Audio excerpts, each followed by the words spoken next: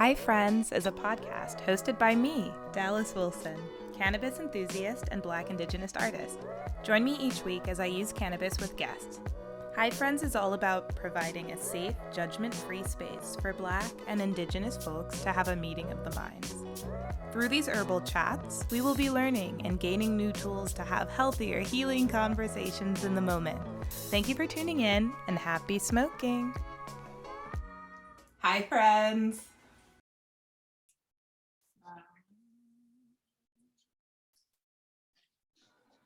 Hey D-Dubs, can you hear me? I can hear you now. What's up, fam? Hey. Okay, just gonna get a little bit. How's it going? I've been chilling. Oh, okay. So let's see how this is gonna work. So I've already pre-rolled 2 J's, and I One think for me and one for you. Huh? One for me and one for you. Yeah. Right. Hi, friends. So today I'd like to welcome my next guest, Leland Clayton. He's actually my cousin, so this is an extra special episode because it's nice to have family come through. Leland is an amazing comedian and musician and artistic creative photographer. He works in studios and works on projects and productions, and he lives in New Jersey right now. So welcome, Leland. Thank you. Was there anything I was missing in that? Do you want to throw anything else in? No, I think you pretty much nailed it.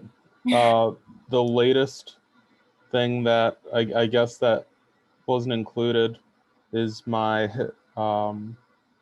activism. And since COVID, pretty much since COVID started, I have been working with a human rights organization and a museum, Black History Museum. So that's right. So sorry for forgetting that. Yeah, what's the name of the organization that you're working for? The organization is the Clayton Family Collection, and the museum is the Mamie A. Clayton Library and Museum. It's based in Los Angeles, and it's been really cool to do this type of work. I mean, it would have been a little bit more cool to be able to do it without COVID, but yeah, it's still pretty tight. Exactly. Yeah. So Leland and I, we were both born in Los Angeles. I'm in San Diego now. Leland's in New Jersey. Any plans on moving back out west? I'm not sure. Maybe eventually. I feel like I still got some stuff I got to do here. So yeah, I feel that. Okay, I'm gonna start with a check-in before we start consuming the cannabis. My blood sugar is 127. I don't know if you can see this. 127. Yep. And what I'll be smoking today is Blackberry Kush. Blackberry Kush. It is an indica, so it's 27.7% THC and 14% CBD. So this is probably going to be a little bit heavier. Yeah, I pre-rolled 2 joints here. My body's feeling good. Blood sugars are feeling good. I'm curious to see how this, affects the conversation as we go on. What are you planning on smoking? I am smoking. I don't even know what this is. It comes in like this pack, this case. Backwoods, medical use only. But like it's like Sonic the Hedgehog. I'm pretty sure that's not legal for them to be using his likeness.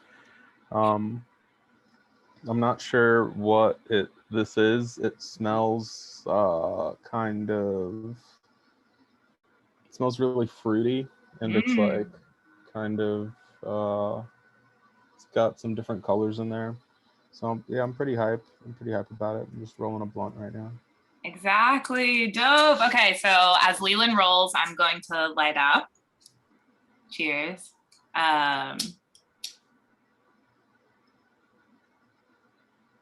So I don't remember how old I was when I realized that you and I both smoked weed. I think it was shortly after I started smoking weed. I didn't start until I was 21, or maybe around like 22 or so. I don't remember.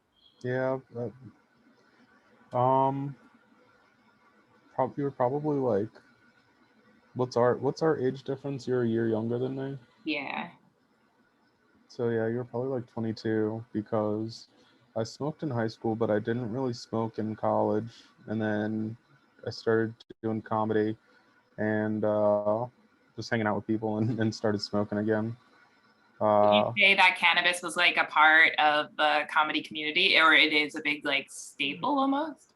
I mean, so for some people it is. I wouldn't say for everybody. Right. Yeah. For some people, I mean, it's it's a very social thing.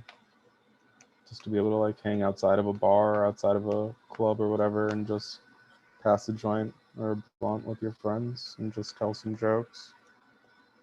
How has your well, we're in the middle of a pandemic, and I know you were quarantining pretty hard, definitely for the majority of the pandemic. How do you think the comedy world is looking now? Or do you think things are opening back up, or do you think it's still like a really slow burn? I think people are like ready to get out and,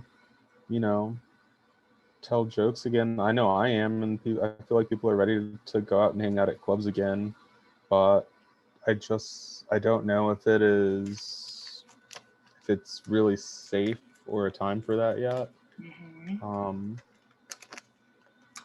I have friends that I have friends in Baltimore that are still hosting open mics. And then I have other friends in Baltimore that think that that's irresponsible and haven't gone to shows. And I have friends in LA that are, staying inside. But then I have other friends in LA that are, going to shows. So it's like riding a motorcycle, like it's all about the amount of risk that you assume for yourself. It's such a polarizing time right now as well, because everyone knows what's best for themselves, right? But the things that are best for ourselves are not always best for the collective or for other people in the collective. So like, right. For me, I am living with type 1 diabetes, and I was coming back from Thailand after living abroad for 6 years. So I didn't have health insurance. And so for me, there was this fear of not only contracting COVID, but what happens, if that were to happen, being uninsured. And so which is like such a like ridiculous and shitty part of like this country, right? Yeah. Like it's so absurd because like we're constantly told that there's not enough of stuff, resources. but like there obviously is. And like we were told like people can't telecommute, people like it's people can't work from home, but over like two weeks, it took 2 weeks last year to get the nation working from home. And it's like, I feel like in this weird time, you have some people whose needs weren't being met, and then you have some people whose needs weirdly were via COVID. Like, for me, I've been working freelance, and, I started my own business this year. And so like, I'm used to working from home and kind of freelance and not being in an office. But a lot of the folks who were in that kind of 9 to 5 or corporate, or just kind of had to be in a place working, and maybe they weren't able to. Maybe like for me, I'm living with type 1 diabetes. It was difficult to kind of be on my feet for some of the jobs that I had for hours and hours, or like not feeling like I was able to, run to the bathroom or check my blood sugar, do the things that I need to do. So there's that's just like the environment that has been created through this, like I would say through a couple of things, through like this hustle and grind mentality that is like force fed to you through social media, but also just through capitalism. Through racial capitalism. That's what I like to refer to it as. That's how Let's I talk refer to about that. What capitalism. is racial capitalism? It's just capitalism, and just any notion that one person can benefit off the back of another, Would you say without that fair our compensation. idea, would you and say stuff. that our idea of capitalism now is heavily like rooted in white supremacy and this idea of like, Absolutely. yeah. I mean, in order for there to be billionaires and, you know, even sometimes millionaires, like there are like people have to be oppressed, you know? I mean, they don't have to be, but for these people to have acquired the wealth that they did, people were oppressed. But right. that's Let me clarify. They were like, in order to achieve that financial status, oppression has to occur, you know? And that's kind of I mean, it horrific. doesn't, but that's not the case. Oppression doesn't have to occur, but for them, that's how they accrue that wealth. Oppression doesn't have to occur. Like we're force-fed this notion that like you have to fight for survival, which is not the case. That's not the case at all. There's enough food. There's enough housing. And I know there's enough food because at the end of the day, grocery stores pour bleach on the food that they're throwing away so that, you know, people can't eat. But it's just like, you know, if they donated that food, right? Yeah, people could eat. There are services like Imperfect Foods and Misfits Market, which uses vegetables, fruits and veg, and other produce from grocery stores that don't look appealing. A lot of what is available to us as people here in our society is what looks marketable, you know? Yeah. And that's the thing. And a lot of organizations, a lot of people move from a place of profitability and making money as opposed to sustainability and stability. And what I mean is everyone again is thinking about survival as opposed to self-interest, where with like, you know, if we're talking about self-interest,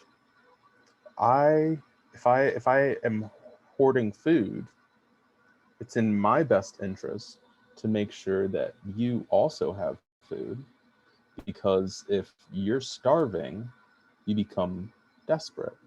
And when you're desperate, that lends itself to things like crime.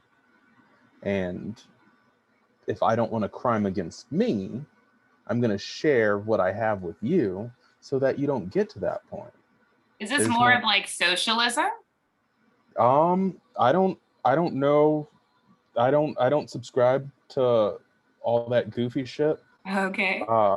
I just know how I feel. Okay. So you're explaining like there should be a concern for our neighbors and our brothers and sisters, because if they're in need, it's going to affect our well-being as well. We're so beyond a point as a society, as humanity, for a need to protect and hoard what we have. We can, there's so much and more every day. Right. And there is a surplus. And it's about like mutual aid and community, I think, taking care of community, really. But also ideas, the ideas of moving forward as opposed to milking every cent from what we have, like just sustainable energy. We could have solar panels, we could have the turbines, and we could potentially have buildings that we don't have to pay electricity for, because the building can generate that with the solar panels on the roof. But they won't do that because how are they going to get money from you? Which is, let me ask you. Everyone needs electricity. Water. Our water is the filthiest fucking water in the world. France has amazing, beautiful, clean water, and they'll like, you can just go out on the street and fill up your water bottle. That's amazing. And this is not like well, I've been to Paris twice, and I don't know about all that, but I do know that the quality of like water and sanitation here in the States, I mean, look at Flint, like people are still drinking poisonous water. And on top of that, disgusting. Like with the animal agriculture, like factory farming and things like that, that's also affecting our environment as well. And there does need to be huge overhaul on every front, I believe, here in America. And I guess where my mind is going now is what I want to say is like, because we know we live in a society that is based on white capitalism and white supremacy and oppression, really, what do you see, like if you could envision your society, what would your society look like? So it would be from a Black perspective, Black lens, because you are Black. So like keeping that in mind as well. I mean, obviously that is the case, like, but I don't think in those terms, like I'm a person, and that's all I am, you know. Like my ideal society would be a society that took care of people. It wouldn't be a fear or terror-based society. That's what we live in, and that's what we have learned is it's profitable, and it sticks with you, and it's very easy to sell trauma, and there have been studies done on Facebook's algorithm and how they keep you engaged, and it's usually the things that get you frustrated, which is like fucked up because you're creating a bubble for yourself. Everyone that engages with this is creating bubbles for themselves. So then what's the alternative? What is your vision for how that would be? Go outside, plant something. Okay. So more engagement with nature. Yeah. More engagement with people. Go outside, plant something, create something. Stop. Like I hate how we're moving towards this age of automation, right? Yeah. But you're still being sold the idea that you need to be breaking your back, working with your hands for whatever fucking reason. That's stupid. We created this so we don't have to do things with these, so we can do better things. Leland just held up his iPad and is talking about the technology. Yeah, I didn't know they couldn't see me. Yeah, for the audio listeners. Yeah, so like it's so absurd, dude. Like the idea that you should be breaking your back to make someone else rich. What about a bartering system? I've always envisioned a system, because I think money has been the worst invention in humanity. Yeah, it's dumb as hell. One of them, you know? Yeah, it's dumb as hell. And sorry everyone. It goes race that whoever created race, like the identifier of race. Yeah, and because it was solely created for the purpose of selling racism. You know that, like, it was like what comes next after this idea? Like, yeah, no one was like, let's make ourselves different so we could like be friends. They were like, let's make ourselves different so we can attack them justly through God. That's what it was. Like, let's not kill ourselves here. So imagine a society where it's like we were, able to be who we are and still be able to have our needs be provided for us, but not have money be like the thing that allows us to attain those things. You know what I mean? Yeah, I'm a photographer, you're a comedian, you're a videographer, you're, musician, producer, all of this stuff that we all have skills. Like, imagine a society where it's like, okay, I know I need a new whatever. What if I could do photography for someone in exchange for, that service? But not just take it further, dude. Like, imagine a world, because we're past a need for survival. Yeah. We can focus on self-interest and we can focus on creation. That's where we're at right now. Well, do you think we are past the point of survival? Because all of our members' needs aren't being met. Like, we have people who are that's a trick. That's a trick. That's a trick, because we were all given money this past year. Multiple times we were given money. We were told that kids couldn't get free lunch in schools, but since COVID, children from 0 to 18 have been given free meals, whether they were enrolled in schools or not. But I'm saying, so why couldn't they get meals before?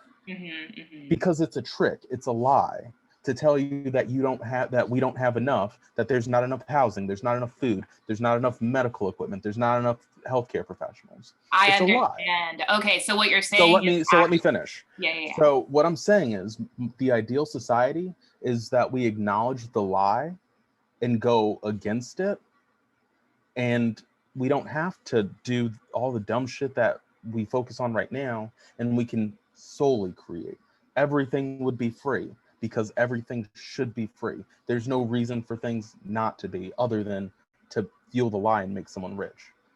You should have all of your free time to daydream and create and say, I think I would want to learn Portuguese today. And you know what? I think I'm going to make a movie tomorrow. You know what? I think I'm going to learn science. I think I'm going to study chemistry, and I'm going to try and create a vaccine for a disease that I foresee happening in 20 years.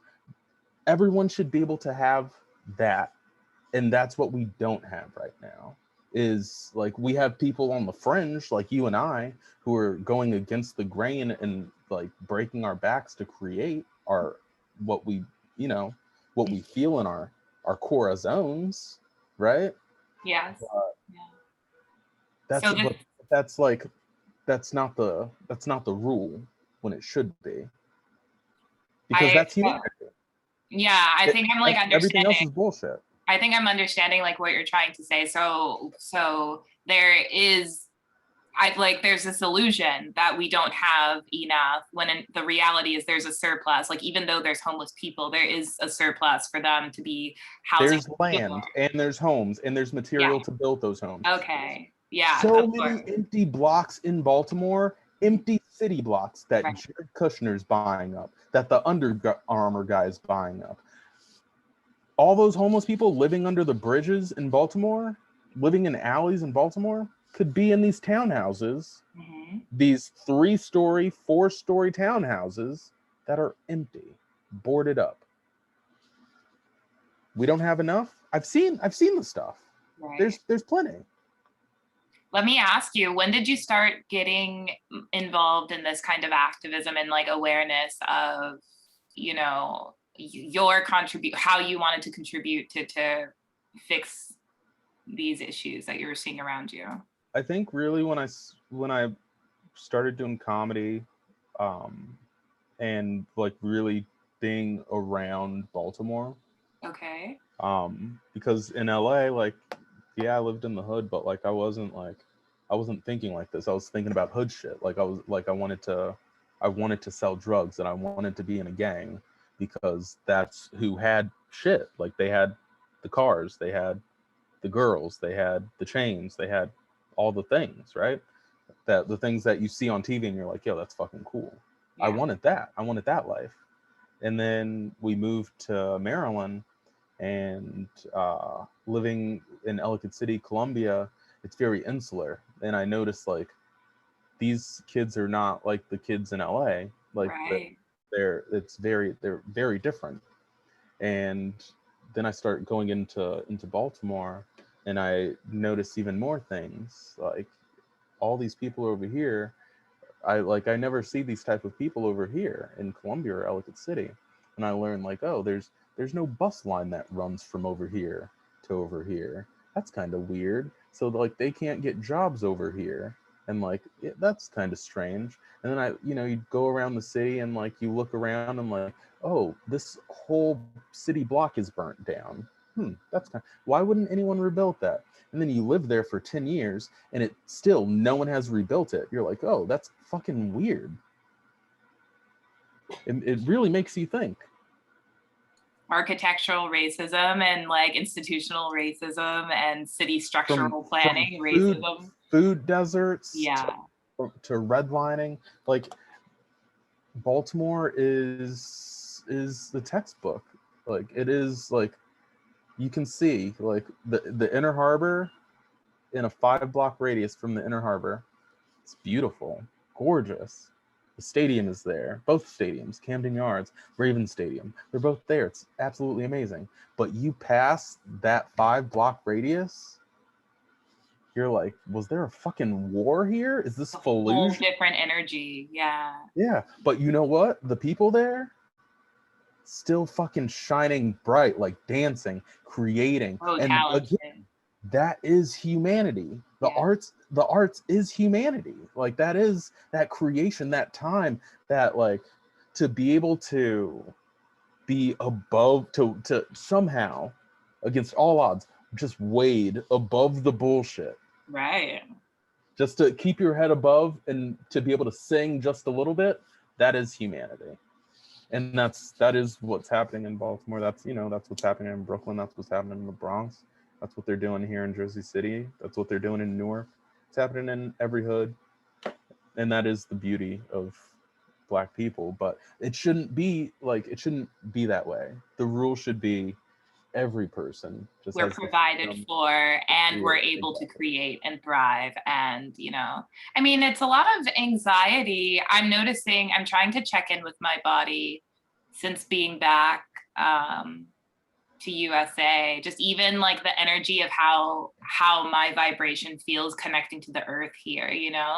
You and I have talked about it a little bit, like, genetically, we were born in Los Angeles. So since relocating back to California from the East Coast, where, you and I spent a lot of our later years, I don't know, since coming back, I do feel like I'm working at a different vibration, which is great, but I'm also struggling with that, like that energy of now I'm in a society that is really heavily based on capitalism, white supremacy, working yourself into the ground until you're exhausted.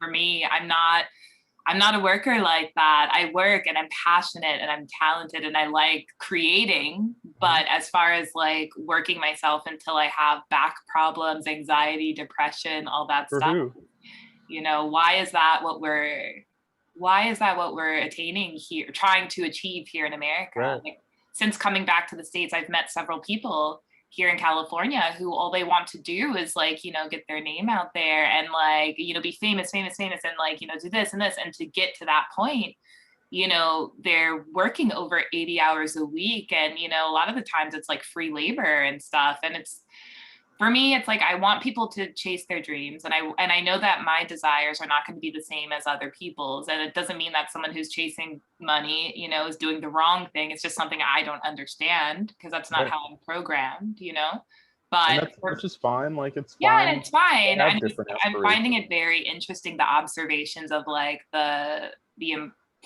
value, what people put value on, and like where their energy, or how that affects their energy too.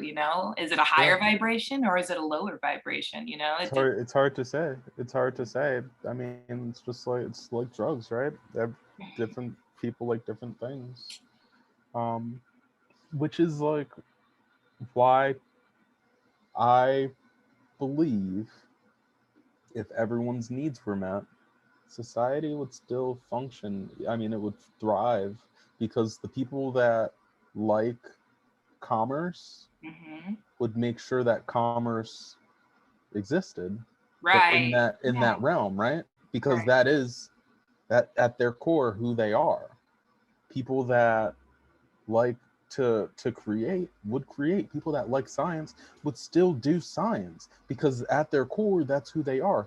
Healers, doctors, medicine people would still be that because that is who they are at their core. Sure, you have some people that go into it for the money. Same with education. Yeah. But that's like that's the fucked up thing about the system, right? Is that you have people that don't care about healing, that don't care about teaching, that care about a paycheck. Right, and the money is the core. Exactly. Yeah. And what happens is I pay the cost for that and you pay the cost for that with the type of care that we receive. When in actuality, if you made it possible for someone that wanted to be a care provider to actually get their training and not make it cost a fortune, right, that person could easily do that, and that person could feel fulfilled, right? It's more of like a passion-based fulfilled society, right? Where it's like, I want to do this, therefore I will, you know? Yeah. Why not? Yeah. And one where it's like, also, do you think that this would be possible if money was even a factor, if money existed in that society? There's no need for money in that society.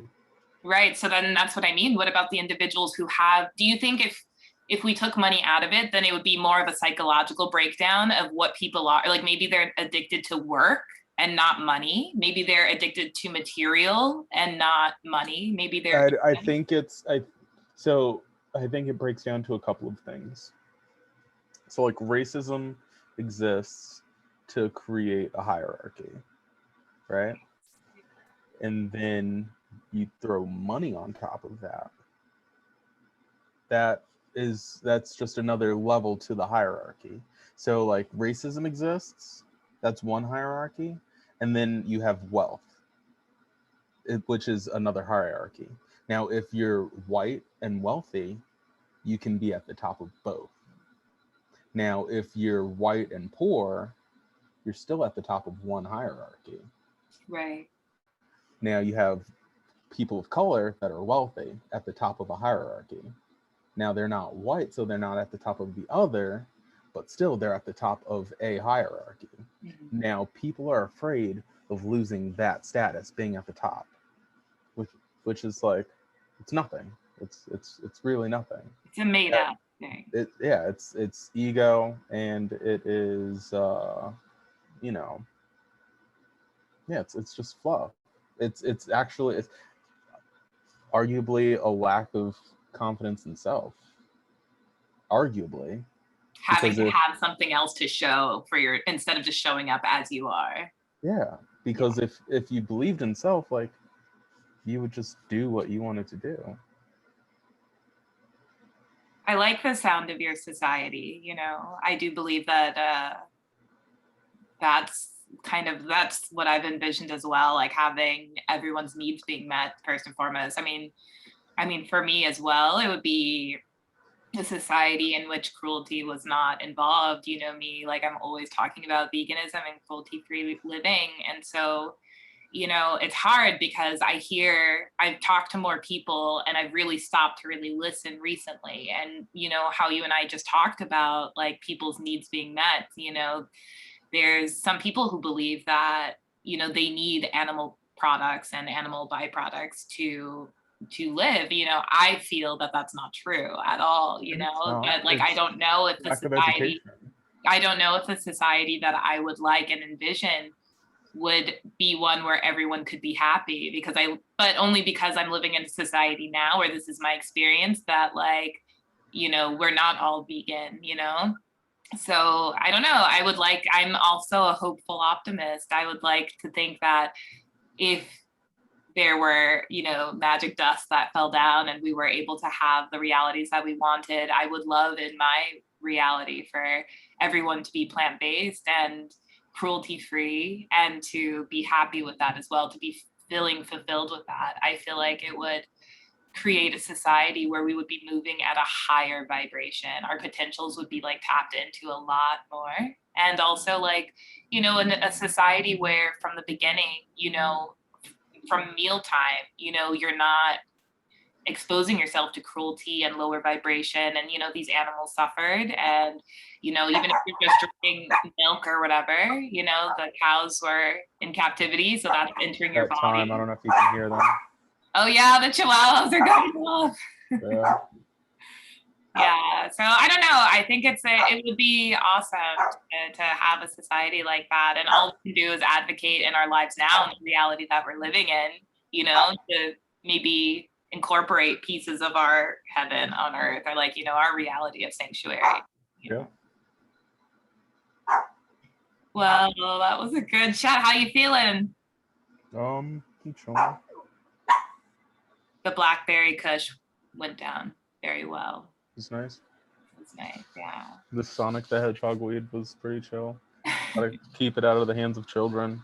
I don't like that. I don't like when they use like cartoon characters and all that shit. Yeah, for products that shouldn't be used for people under 18. Like it should be like, it should be like adult and elegant and like tell me what it is, but like classy weed. Yeah, that's what I want.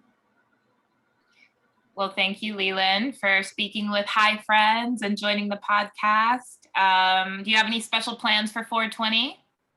Probably just gonna smoke some weed. I've been doing a lot of mushrooms. Ooh. So I might do some mushrooms.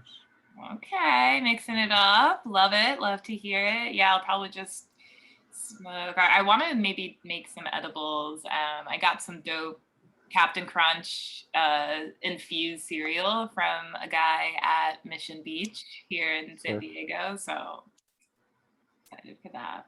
Is there anything that you're working on? Any websites? Anything that you want to promote? Any social media so that the listeners and viewers can? People can follow me on Twitter at the Really Clay, Instagram at Leland C, or just go to my website lelandclayton.com and keep up with me that way. If you guys like comedy, maybe like use your collective thought and just manifest COVID going away so that I can do comedy again. And, then I'll give you some dates. And if you don't like comedy, that's fine. If you like music or something, I have some of that cooking. I also have a book in the works based on a TV show. It's like a very circular thing, a book, a TV show, and music. They're all working together to create some dope content for you guys. Just I love it. I can't wait to see it. If you see me on the street, just be like, "Yo, Leland, what's good?" And I'll be like, "Yo, what's happening?" I'll probably who knows? Yeah, just say hi if you see me. Leland's always a good time. I always have a great time going to his comedy shows, driving around in the car, smoking the J's, hanging with the fam. Yeah.